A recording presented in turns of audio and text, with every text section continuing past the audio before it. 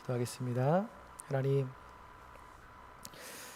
언제나 우리의 모습을 하나님 앞에 비추어 보게 하셔서 정말 하나님의 뜻대로 우리가 살아가는지 우리를 스스로를 말씀을 통하여 잘 점검하게 하여 주시옵소서. 이 시간도 하나님 말씀을 통하여서 우리의 모습을 다시 한번 살펴보기를 원합니다. 하나님 앞에 죄악된 것들은 다 내려놓고 회개하게 하시고 언제나 하나님 앞에서 그 은혜의 모습 가운데에 나아가는, 그 은혜를 사모하는 모습으로 나아가는 우리가 되게 하여 주옵소서. 하나님, 이 시간도 성령 하나님 우리와 함께 하셔서 이 말씀을 잘 깨달아 알 수 있도록 은혜 더하여 주옵소서. 예수 그리스도 이름으로 기도드립니다. 아멘. 네, 오늘 영향력의 사람들, 우리 히스기야에 대한 부분을 한번 살펴보려고 합니다. 매번 왕들을 두 명씩 하다가 오늘은 히스기야 다룰 게 너무 많습니다. 그래서 아마 다음 주는 또 히스기야의 그 말년과 함께 더불어서 그의 아들 브나스에 대한 부분들을 살펴볼 거고요. 오늘은 그 히스기야에 대한 부분들을 한번 살펴보려고 합니다. 그럼 만약에 어떤 회사에서 정말 잘 나가는 회사입니다.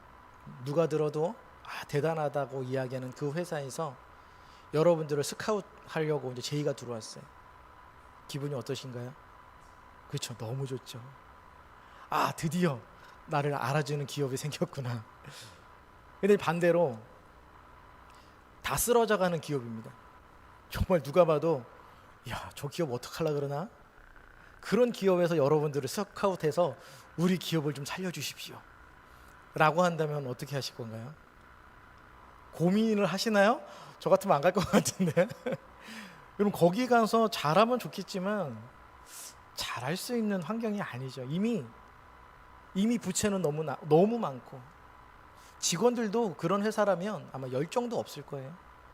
시스템도 다 붕괴졌을 거고 모든 게 다 엉망진창인 그 회사에 가서 과연 나 혼자 내가 몸부림을 친다고 그 회사를 살릴 수 있을까요? 아마 회의가 될 거예요. 이런 상황에 놓인 사람이 오늘 등장을 합니다. 바로 아버지의 아하스의 뒤를 이어서 남유다의 13번째 왕이 되었던 이 히스기야에 대한 이야기입니다. 여러분, 그 사람은 25살에 왕이 되는데 아하스가 16년 동안 남유다를 다스리면서 남유다는 진짜 거의 몰락 직전까지 갑니다. 아하스가 가장 많이 했던 게 뭐라고 지난주 말씀을 드렸는지 혹시 기억나시나요? 우상을 많이 만들었다, 그 얘기를 들었어요. 우상을 만들 때 돈이 한두 푼 들어가는 게 아닙니다.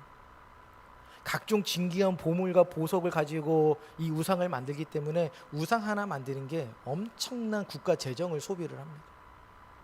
근데 그거를 한두 개 만든 게 아니에요. 한두 신을 만든 게 아닙니다. 모든 자기 눈에 보이는, 자기가 괜찮다고 생각하는 모든 신들을 다 가지고 와서 그런 신전을 만들고 신당을 만들고 우상을 만듭니다. 그러니 그럼 국가 재정이 어떻게 되겠습니까? 그저 거의 바닥이 나기 일보 직전입니다. 근데 거기서 끝나지 않아요. 아람과 북이스라엘이 계속 쳐들어와가지고 계속 사람들한테 노력을 해가니 그 남아있는 재정마다도 뭐 이제 남은 게 없고, 그 오래된 전쟁으로 인하여서 이미 많은 군인들은 죽어나갔고, 그러니 뭐 지금 뭐 남유다는 재정으로도 군사적으로도 경제적으로도 회생 불가능한 그런 나라라고 할 수가 있어요. 그런데 여러분, 거기에 있는 뭐 신하라든지 백성이라도 좀 정신을 차리면 그래도 소망이 있잖아요. 같이 한번 해봅시다. 우리 한번 해봅시다. 할 수 있다고. 근데 이미 사람들이 넋이 빠져 있어요. 그 신하들은 관심도 없고, 왜냐하면 이미 백성들을 돌보고 하는 거에 거의 관심이 없는 사람들이었어요.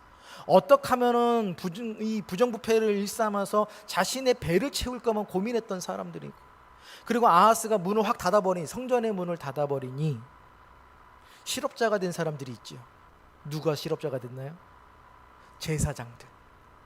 제사장들은 성전에서 일하는 사람들인데 성전 문을 닫아버리니 제사장들이 일할 데가 없습니다. 그럼 제사장 어디 가서 뭐 합니까? 일반 백성들과 똑같이 다 가서 농사 짓고 일하면서 먹고 살아야 되는 상황인 거예요. 성전을 떠나게 됩니다. 그러니 이 백성들이, 제사장이 백성을 가르쳐야 되는데 더 이상 백성을 가르칠 제사장도 없어요. 그러니 백성들은 어떻습니까? 도폭주를 하는 거죠. 그런 상황 가운데 히스기야가 어떻게 합니까? 왕이 딱 돼요. 여러분이 그 상황이면 어떠실 것 같아요? 야, 왕이 됐다, 신난다가 아니죠. 야, 이거 어떡하지? 아마 답이 나오지 않습니다. 여러분 그거 아세요? 유능한 지도자와 무능한 지도자의 차이는 똑같은 상황에서 문제, 핑곗거리를 찾느냐 아니면 방법을 찾느냐에 있습니다. 무능한 지도자들은 상황에서 뭘 찾냐면 핑계를 찾아요. 내가 이거를 못할 수밖에 없는 이유를 찾습니다. 그런데 유능한 지도자들은 무엇을 찾죠? 방법을 찾는 거예요. 어떻게 하면 이것을 타개할 수 있을까를 고민하며 방법을 찾습니다. 오늘 히스기야 25살입니다. 그 25살의 왕이 된 그 젊은 왕이 핑계를 찾지 않고 이유를 찾지 않고 무엇을 찾냐면 방법을 찾습니다. 솔로몬이 찾았던 방법이 무엇이었는가? 우리 한번 2절에 있는 말씀을 함께 읽겠습니다. 시작. 히스기야가 그의 조상 다윗의 모든 행실과 같이 여호와 보시기에 정직하게 행하여. 자, 히스기야가 찾았던 게 있습니다. 왜 이 나라가 이렇게 됐나? 과거 다윗과 솔로몬의 시대의 그 영광이 당연히 그 왕의 기록에 있었으니 알 거 아닙니다. 그런데 이 나라가 왜 이렇게 되었나 봤더니 언제부터 그래요? 그 백성이, 왕이, 지도자가 하나님을 떠나고 우상을 숭배했던 그 순간부터, 아니 그런 왕들이 집권했던 그 시대는 하나 없이, 예외 없이 다 어떻게 됩니까? 어려운 길을 가는 거예요. 그래서 히스기야가 찾습니다. 아, 이게 하나님을 떠난 게 문제였구나. 우리 아버지가 하나님을 떠나서 우상을 섬기는 게 문제였구나. 그리고 나서 히스기야가 어떻게 행동했다고요? 다윗의 모든 행실대로. 여러분 우리가 지금 몇 주 동안 우리가 요시아부터 시작해서 우리가 아마샤, 우시야, 그다음에 요담 이걸 쭉 내려오면서 우리가 봤지만 그들에게 공통적인 게 뭐였죠? 아버지의 행실대로였잖아요. 그들의 기준은 아버지였단 말이에요. 우리 부모가 나에게 가르쳐 준 대로 그거를 능가하지 않습니다. 그냥 그 정도의 삶에서 만족했다라는 거예요. 그런데 오늘 히스기야의 이 이야기는 아버지의 행동대로가 아닙니다. 그 조상 우시야나 아마샤에 대한 그런 행동 정도로 끝나지 않습니다. 이 히스기야의 행동을 향하여 성경은 뭐라고 평가합니까? 다윗처럼 행동했다라고 이야기를 합니다. 여러분 다윗처럼 행동했다가 과연 뭔가? 그 다음부터 히스기야가 했던 모든 게 나옵니다. 다윗처럼 어떻게 행동했는가? 여러분 그 첫 번째가 뭐냐면 타락했던, 그리고 그 자리를, 일하는 자리를 잃어버렸던 그 제사장들의 회복이었습니다. 여러분 제사장, 영적 지도자들이 회복되지 않으면 여러분 모든 세상은 가망이 없어요. 제가 좀 우스갯소리로 그런 얘기를 해요. 여러분 이 세상이 이렇게 존속되는 이유가 뭔지 아세요? 그거는 그리스도인들 때문에 이 세상이 존속되는 겁니다.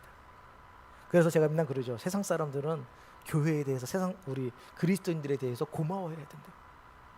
여러분 하나님께서는요 자신의 백성들을 향해서 여러분 이 세상을 통치하시는 거예요. 당연히 일반 은혜로 다른 사람에게도 주시긴 하시죠. 하지만 하나님께서 이 땅을 창조하시고 조성하시고 주관하시고 인도하시는 건 자신의 백성들을 향한 하나님의 뜻이라고 하는 겁니다.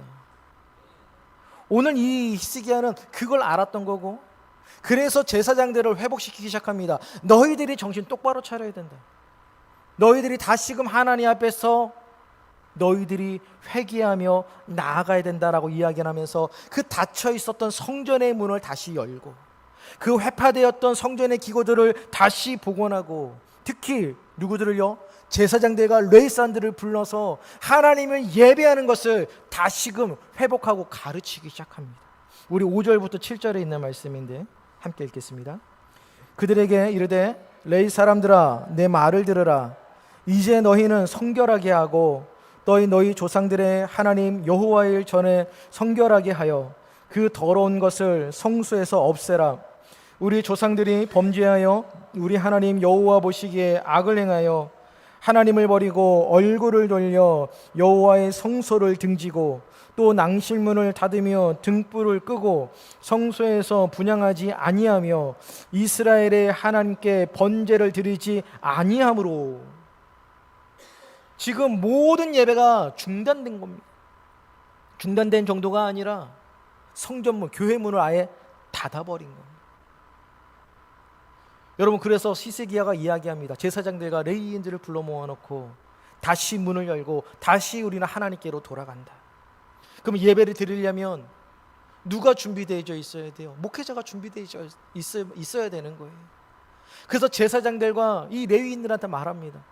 이미 16년 동안 아무런 걸 하지 않으니 다 까먹은 거예요. 할 수 있는 게 없는 거예요.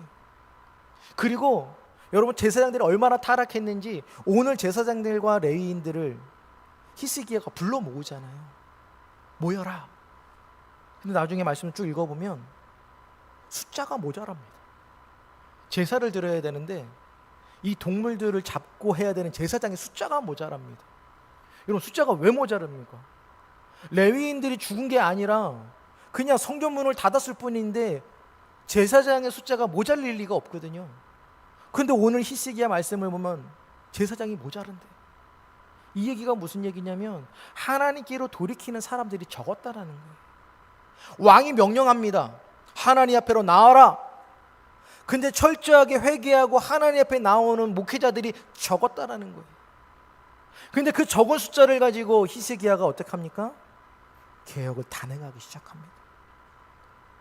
여러분, 사람들이 그래요. 뭔가를 막 뜨거운 마음 가지고 합시다 라고 했을 때 모든 성도님들이 목사님 그러죠, 해야죠 하면 참 힘이 됩니다. 그런데 대다수의 사람들은 하세요 하고 저한테는 얘기하지 마세요 라고 무관심을 하면 아마 힘이 나지 않을 거예요. 근데 히스기야는 그렇지 않았어요. 많은 제사장들한테 오라고 얘기했지만 제사장들이 오지 않아요. 몇몇 소수의 사람들이 옵니다. 근데 그 사람들만으로도 히스기야는 뭐 합니까? 하나님 앞에 나아가 자신의 잘못들을 회개하고 돌이키기 시작합니다. 아까 말씀을 드렸죠. 이유와 핑계를 찾지 않는다. 하나님, 이런 사람들 가지고, 이만한 인원 가지고 뭐 합니까? 이렇게 말하지 않아요. 하나님, 지금이라도 이렇게 마음을 돌이키는 이 백성, 이 제사장들을 통하여서 하나님, 이 나라가 다시 회복되기를 원합니다. 그러면서 히스기야는 하나님 앞에 나아가기 시작합니다. 제일 먼저 히스기야가 그 제사장들을 통해서 했던 게 뭡니까? 지저분해지는 그 성전에서 우상을 섬기고 막 우상 숭배가 만연했던 그 모든 것들을 제사장을 통해서 다 치우기 시작합니다. 근데 여러분, 이게 치우는 게, 우리가 뭔가 대청소 해보면 아시겠지만, 여러분, 머리에서 막 끌어당기면 도대체 이게 어디서 생긴 건지, 짐은, 쓰레기는 이 공간에 왜 이렇게 많은 건지 감당이 안 돼요. 이 소수의 제사장들이 그 제사장, 그 큰 성전을 다 깨끗하게 청소하기 시작합니다. 아마 엄두가 나지 않았을 거예요. 그럼에도 불구하고 이 제사장들이 가서 성전을 회복합니다. 그리고 나서 여러분, 이 히스기야가 제사장들과 함께 그 회복된 성전에서 제일 먼저 뭘 하기 시작하냐면 하나님 앞에 회개하기 시작합니다. 우리 한번 21절의 말씀을 함께 읽겠습니다. 시작. 수송아지 7마리와 순양 7마리와 어린 양 7마리와 순염소 7마리를 끌어다가 나라와 성소와 유다를 위하여 속죄의 제물로 삼고 아론의 자손 제사장들을 명령하여 여호와의 제단에 드리게 하니. 여러분, 우리가 하나님 앞에 범죄했으면요, 하나님 앞에 회개하며 나아가는 겁니다. 그냥 아무런 일 없었듯이 그냥 은근슬쩍 슬그머니 옆에 와서 앉아있는 게 아니라, 내가 하나님 앞에서 범죄했다라는 걸 여러분 말씀을 통하여 깨달으면 하나님 앞에 철저히 회개하며 나아가는 겁니다. 여러분, 하나님은 자비하신 하나님이시죠. 그렇다고 해서 우리가 회개를 하지 않아도 하나님은 용납해 주신다라고 생각하시면 안 됩니다.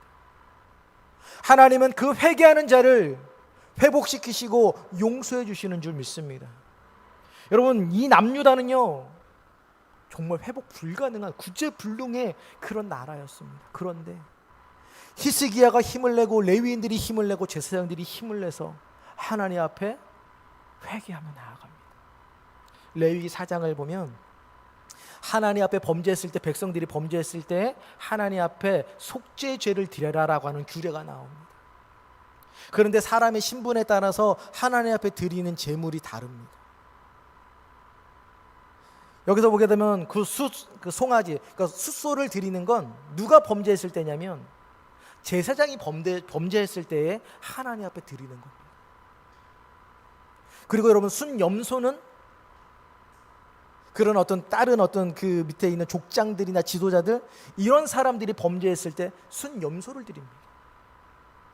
그리고 평민들 가운데에서 하나님 앞에 범죄했을 때는 암염소나 어린 양을 드립니다.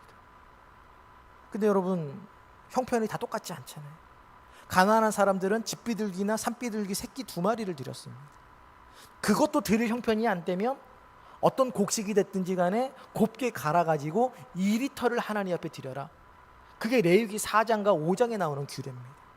근데 오늘 히스기야가 하나님 앞에 속죄제, 하나님 앞에 우리가 범죄했습니다, 회개하며 나아가는 제사를 드리는데 조금 다르죠. 제물을 드리는데 소를 몇 마리 드립니까? 7마리. 양을 몇 마리 드립니까? 7마리. 염소 7마리. 우리가 여기서는 7이라는 숫자는 잘 눈여겨보셔야 돼요. 그렇죠? 하나님 앞에 범죄했던 모든, 한 명이 범죄한 게 아니잖아요. 제사장 한 명이 범죄한 게 아니고, 지도자 한 명이 범죄한 게 아니고, 백성 한 명이 범죄한 게 아닙니다. 모든 백성, 모든 지도자, 모든 제사장이 범죄한 거예요. 그러면 그 땅에 있는 모든 짐승을 다 잡아도 이거는 할 수 없는 정도예요.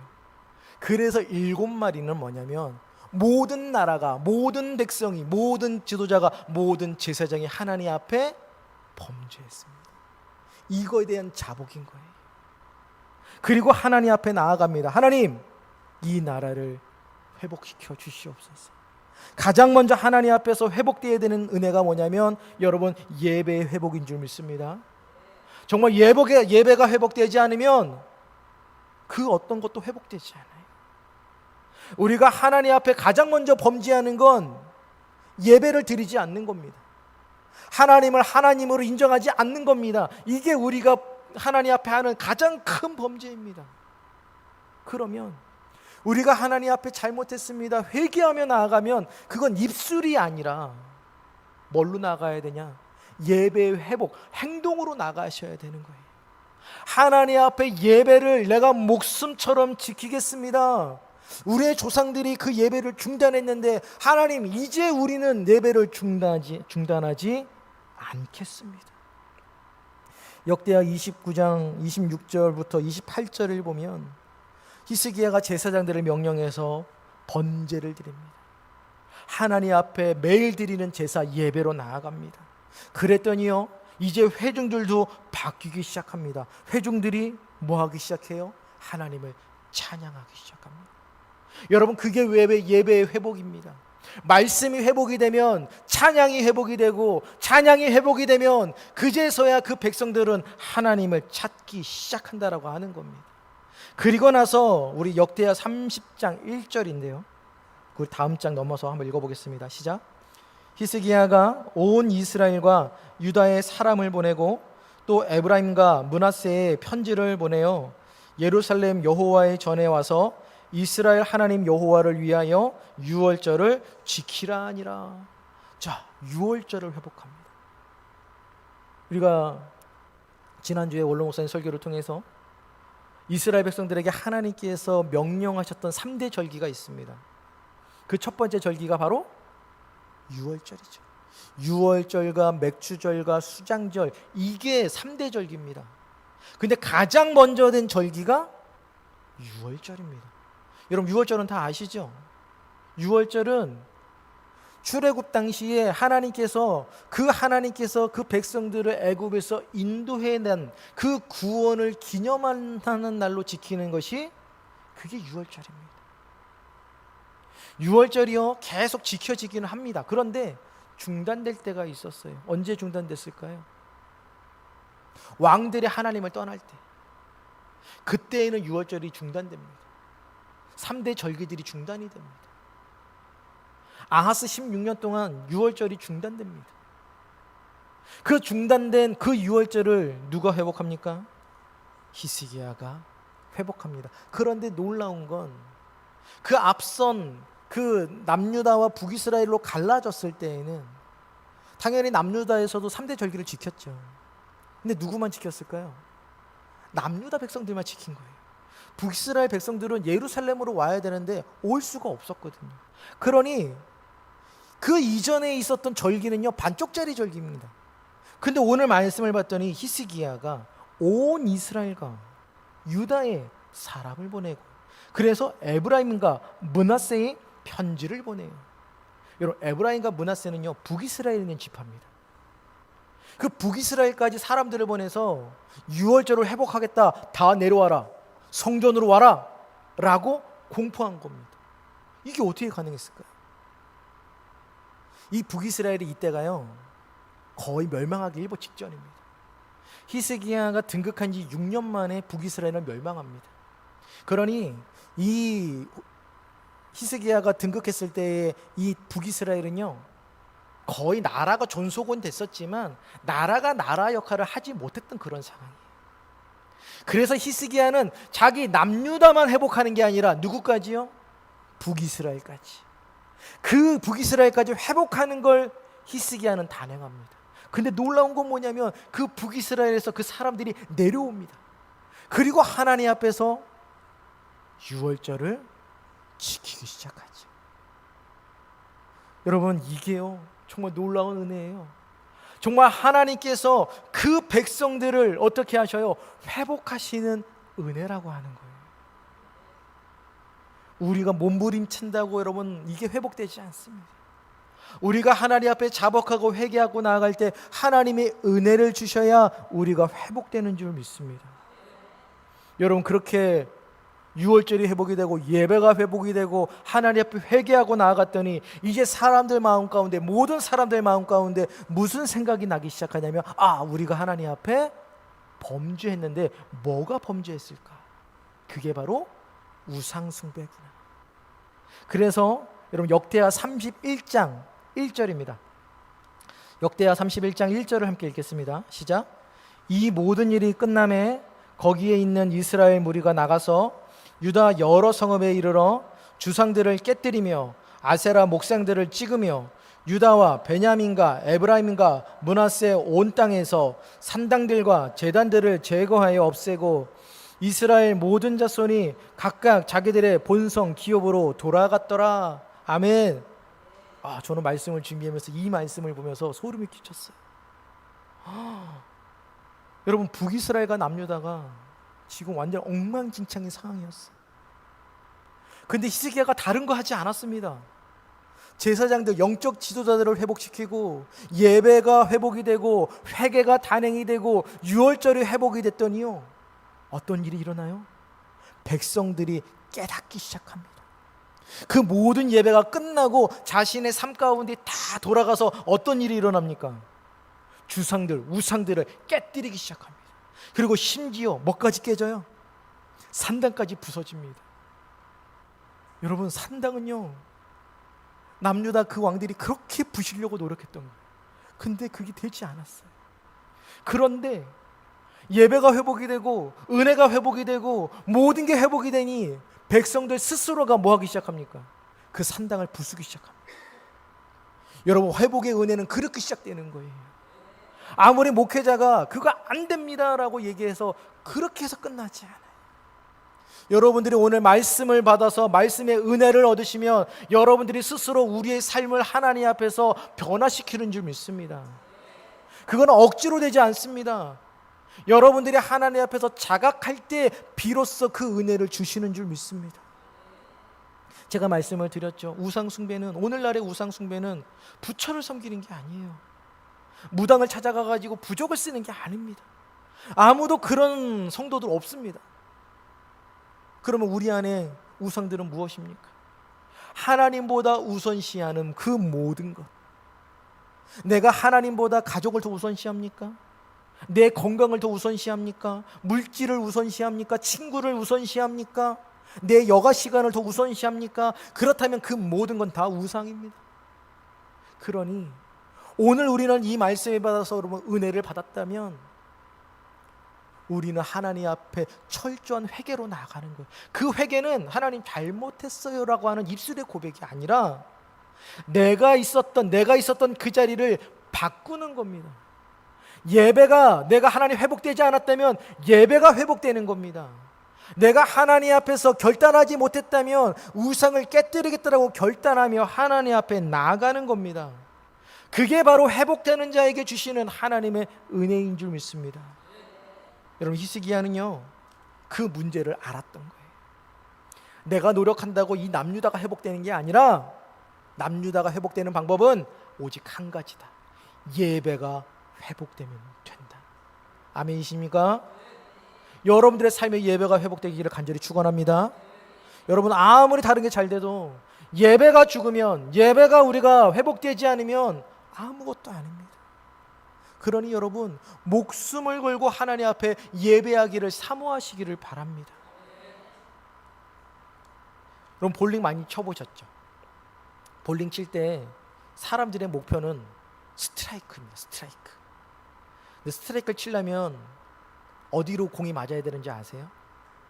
가장 첫 번째 핀이 맞아야 돼요. 첫 번째 핀이 안 맞고 스트라이크 될 확률은요 거의 없습니다. 간혹 나오긴 합니다. 근데 1번 핀이 맞으면요 그냥 대부분 스트라이크가 잘 됩니다. 그 이야기는요 우리 삶의 문제의 핵심이 뭔지를 잘 파악하라는 거예요. 그 문제의 핵심에 그 1번 핀이 맞지 않으면 우리의 인생의 문제도 여러분 무너지지 않습니다. 근데 그 문제의 핵심이 뭡니까? 그것은 내가 하나님 앞에 서 있는가에 대한 부분이에요. 평생의 이 모든 열왕들을 통해서 하나님이 우리에게 말씀하시고자 하는 건 아주 단순합니다. 너희가 하나님을 온전히 섬겼느냐 섬기지 않았느냐로 갈라지는 거예요. 내가 온전히 하나님을 섬기지 않으면 그냥 우리의 인생이 하나님 앞에서, 오늘 성경 말씀을 보니까 하나님이 어떻게 하시냐면 내버려 두셨다라고 이야기를 합니다. 29장 8절을 보니까요 여호와께서 유다와 예루살렘에 진노하시고 내버려 두사, 돌이킬 마음을 안 주시는 거예요. 이게 엄청난 큰 여러분 징계라는 사실을 깨달으셔야 합니다. 여러분들의 인생에 큰 피해가 없다고 괜찮다가 아니라 하나님께서 그냥 여러분들의 삶을 그냥 내버려 두신 그 자체가 하나님의 엄청난 징계라는 사실을 여러분 깨달으셔야 합니다. 근데 그런 징계는 누구에게 주시냐면 하나님을 외면하고 버리는 사람들에게 주시는 징계라는 거예요. 그런데 오늘 여러분들에게 하나님이 돌이킬 마음을 주시고 내가 하나님 앞에 바로 서야 되는 마음을 주셨다라고 하는 건 그건 하나님이 우리에게 주시는 은혜인 줄 믿습니다. 여러분, 이런 엄청난 일, 그 누구도 해내지 못했던 일을 히스기야가 해내지요. 그러면 여러분, 보통 이런 일, 엄청난 이렇게 대단한 일을 하면 하나님이 우리에게 뭘 주셔야 할까요? 축복을 주셔야 되지 않겠습니까? 근데 축복은커녕 엄청난 위기가 찾아옵니다. 역대하 32장 1절인데요 함께 읽겠습니다. 이 모든 충성된 일을 한 후에 아수르 왕 사네립이 유다에 들어와서 견고한 성읍들을 향하여 진을 치고 쳐서 점령하고자 한지라. 이번 아수르는요 지금 북이스라엘을 멸망시킨 강대국입니다. 북이스라엘을 멸망시킨 것에서 끝나지 않고 이제 북이스라엘이 멸망이 되니 그 눈을 이제 남유다로 돌립니다. 엄청나게 회복된 거예요. 백성이 회복이 되고 예배가 회복이 되고 제사장이 회복이 되고 다 회복됐습니다. 이제는 하나님의 복만 받을 길만 남았어요. 근데 복이 아니라 갑자기 누가 쳐들어와요? 아수르가 쳐들어옵니다. 그리고 예루살렘을 완전히 꽁꽁꽁꽁 다 포위를 해버립니다. 그리고 사내립이 와가지고요 막 협박을 합니다. 백성들한테 큰 소리로 협박합니다. 야, 히스기야가 니네를 보호할 줄 아냐? 아니야, 히스기야는 아무런 힘도 없어. 니네 절대 보호 못해줘. 이렇게 버텨봐. 나중에 니네들한테 어떤 일이 일어나? 니네들이 서로 죽고 죽이고 죽여서 자녀를 잡아먹고 이런 상황까지 올걸? 니네 상황이 아마 피폐해질 거야. 그러니 빨리 히스기야를 설득해서 항복해라. 여러분, 그런 이야기를 아수르를 통해서 계속 듣습니다. 히스기야가 어떤 행동을 했을까요? 그래도 믿음이 왕이니까 아니야, 나는 하나님만 섬길 거야 라고 했을까요? 그렇지 않아요. 히스기야도 사람이에요. 그렇게 믿음의 사람이었지만 그 엄청난 대군 앞에서 히스기야는 무너집니다. 아수르가 히스기야한테 얘기합니다. 은 300달란트와 금 30달란트를 조공으로 바쳐라. 근데 여러분, 이미 아하스 때 이미 다 탕진해가지고요 재산이 없어요. 국가 재정이 없습니다. 그래서 히스기야가 어떻게 하냐면 성전에 입혀놨던 모든 금박을 다 벗기기 시작합니다. 싸그리 다 벗깁니다. 그리고 금으로 만들었던 모든 성전 기물들을 다 가져옵니다. 그걸 다 녹입니다. 그래서 은 300달란트와 금 30달란트를 만들어서 아수르한테 줍니다. 아수르가 물러갔을까요? 아니요. 두 번째로 요청합니다. 이제 이거 가지고 안 되겠어. 나 니네들 쳐들어가서 니네가 가지고 있는 모든 백성들을 다 노력할 거고 니네들이 가지고 있는 거 내가 다 가져갈 거야. 근데 히스기야가 그거는 용납할 수 없잖아요. 그건 안 된다고 이야기합니다. 그럼 안 돼? 알았어. 그러면 방법은 뭐밖에 없어요? 아수르가 공격하는 것밖에 없는 거거든요. 여러분, 바로 그때 여러분 히스기야가 깨닫습니다. 그 히스기야가 하나님 앞에 가서 기도하기 시작하는데 우리 역대하 32장 20절에 있는 말씀인데요, 제가 읽겠습니다. 이러므로 히스기야가 왕이 아모스의 아들 선지자 이사야와 더불어 하늘을 향하여 부르짖어 기도하였더니, 여러분 혼자 기도하지 않습니다. 이사야와 함께 여러 제사장들과 함께 하늘을 향하여 기도하기 시작합니다. 여러분, 그럴 때는 어떤 일이 일어난 줄 아십니까? 기도하는 그 순간에 역사가 일어나지 않아요. 기도하고 나서 그 다음날 아침에 일어났더니 그 예루살렘을 휩싸고 있었던 아수르 군대 18만 5천 명이 송장이 되어버립니다. 와. 여러분, 아침에 일어났을 때 그 광경을 봤을 때 히스기야의 여러분 마음이 어땠을까요? 여러분, 이건 말할 수 없는 거예요. 여러분, 히스기야가 기도했을 때 하나님 저 군대를 죽여주세요, 내일 다 죽여주세요, 이런 기도는 아니었겠죠. 하나님, 우리를 저 손에서 건져내 주시옵소서. 근데 하나님께서 어떤 방식으로 우리를 건져내실지는 우리는 아무도 모릅니다. 그냥 기도할 뿐입니다. 그런데 하나님이 어떻게 역사하셨냐면 그 다음날 아수르 군대 18만 5천 명을 순식간에 산 송장으로 그냥 죽여버립니다. 여러분, 그걸 보면서 히스기야는 아마 놀랬을 거예요. 우와, 이런 말도 안 되는 일이. 여러분, 그리고 나서 사내립이 물러갑니다. 그리고 다시는 아수르가 남유다를 침공하지 못합니다. 소름이 안 끼치시나요? 저만 소름이 끼치고 있나요? 여러분, 하나님이 행하셨던 그 놀라운 일들이 여러분 이 믿음의 사람들의 일을 통하여서 나타났다라고 오늘 성경이 이야기하고 있습니다. 여러분, 제가 영향력의 사람들이라고 말씀을 드렸잖아요. 단지 이 이야기는요 3000년 전에 있었던 이야기가 아니에요. 나랑 상관없는 히스기야라고 하는 이스라엘의 한 왕이었던 히스기야가 경험했던 그 이야기가 아니라 오늘 우리에게 하시는 이야기라고 하는 겁니다. 오늘 우리가 하나님 앞에 범죄했습니까? 그렇다면 하나님 앞에 히스기야처럼 회개하며 나아가라는 얘기예요. 그리고 하나님 앞에 그렇게 돌이키면 하나님이 어떻게 하신다고요? 말할 수 없는, 우리가 상상할 수 없는 놀라운 일들로 하나님이 역사하시겠다라고 오늘 우리에게 약속하고 계시는 겁니다. 여러분, 하나님의 일하시는군요 우리가 감히 상상할 수 없어요. 하나님은 우리 수준에서 일하시지 않으세요. 우리를 능가하시고 내가 미처 생각하지 못하는 그런 방법들로 하나님이 역사하시는 줄 믿습니다. 여러분, 믿음의 사람이라고요 아수르가 쳐들어와도 무섭지 않는 게 아니에요. 어떻게 아수르가 쳐들어오는데 어떻게 안 무섭습니까? 여러분들의 인생에 아수르 같은 그런 수많은 공격이 밀려오는데 어떻게 두려워하지 않을 수 있고 어떻게 걱정하지 않을 수 있고 그럴 수 있겠냐는 거예요. 오늘 히스기야도 그 대군 앞에서는요 속절없이 무너집니다. 그런데 믿음의 사람이 다른 건 뭔지 아십니까? 그 위기의 순간에 하나님을 바라보고 다시 일어난다라고 하는 겁니다. 여러분, 믿음의 사람들은요 가다가 넘어질 수 있어요. 쓰러질 수 있습니다. 하지만 완전히 거꾸러뜨리지 않아요. 완전히 넘어지지 않습니다. 왜냐하면 하나님께서 우리를 손으로 붙들고 계시기 때문인 줄 믿습니다. 오늘 히스기야는요 흔들렸어요. 그 믿음의 사람, 다윗의 정직의 길을 갔다라고 칭찬을 하며 예배를 회복시키고 남유다를 회복시켰던 그 왕이라 할지라도, 아무리 다윗이 행했던 정직의 길로 갔던 그 왕이라 할지라도 문제 앞에서는, 두려움 앞에서는 속절없이 넘어집니다. 그런데 여러분, 히스기야는 다시 하나님을 바라보며 기도하며 일어나기 시작했다라는 사실을 잊지 마시기를 바랍니다. 여러분들 앞에 어려움이 있을 겁니다. 정말 감당할 수 없어서 하나님 이거 어떡합니까? 답이 나오지 않는 상황이 있을 거예요. 아무리 머리를 굴리고 아무리 여기저기 수소문해도 방법이 없을 때 그건 내 힘으로 할 수 있는 게 아니에요. 그때는 하나님 앞에 엎드리시기를 바랍니다. 여러분, 그러면 아무도 상상할 수 없는 일이 일어나요.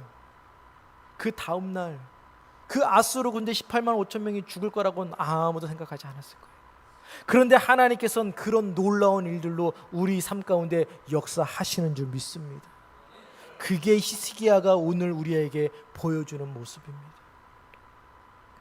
다음 주는 또 히스기야의 또 약점, 히스기야의 좀 부족한 부분도 보게 될 건데요. 사람은 완벽하지 않아요, 여러분. 아무리 믿음의 사람이라고 해도 그 사람이 완벽하지 않습니다. 그래서 우리는 사도 바울의 이야기를 항상 귀담아 들으셔야 돼요. 선줄로 생각하느냐? 선줄로 생각하지 말고 나는 오늘도 그것을 향하여, 그 표대를 향하여 달려가노라. 여러분, 여기 있는 그 어느 누구도 완벽하지 않아요. 저도 완벽해서 이 말씀 드리는 거 아닙니다. 저도 부족하고 항상 부족합니다. 그래서 오늘도 이 말씀을 붙들고 이야기합니다. 저에게 이야기하는 겁니다. 이 말씀을 붙들고 나아가라고. 여러분들에게도 권면합니다. 여러분, 우리는 완벽하지 않습니다. 자빠지고 넘어집니다. 하지만 하나님은 우리를 다시 일으켜 세우시는 분인 줄 여러분 믿으시기를 바랍니다. 오늘 히스기야에게 보였던 하나님이 그런 하나님이시에요. 오늘 하나님이 그 히스기야에게 보였던 건 그런 하나님이시라는 사실입니다. 여러분, 이 삶 가운데, 우리의 삶의 여정 가운데에 하나님이 여러분과 함께 계신다는 그 사실을 믿으시며 나아가시기를 바라고, 여러분 삶 가운데 문제가 있으십니까? 그렇다면 문제의 핵심이 뭔지를 여러분 잘 살펴보세요. 그 문제의 핵심은요, 우리가 하나님에게서 마음이 떠난 거예요. 그러면 그 문제가 해결되는 건 다른 게 아닙니다. 하나님부터 떠난 그 마음이 회복되면 모든 게 다 회복되는 줄 믿습니다. 그러니 오늘 하나님 앞에서, 하나님, 내가 혹시 하나님 앞에서 내 마음이 떠나 있지 않습니까? 내가 하나님보다 더 우상으로 더 섬기는 것들이 있지는 않습니까? 내 삶을 하나님 앞에서 회복되게 하여 주시옵소서. 하나님, 우리의 삶이 그렇게 변화시켜 주시옵소서. 회복하여 주시옵소서. 결단하시는 여러분들 되시기를 주의 이름으로 간절히 부탁을 드리겠습니다.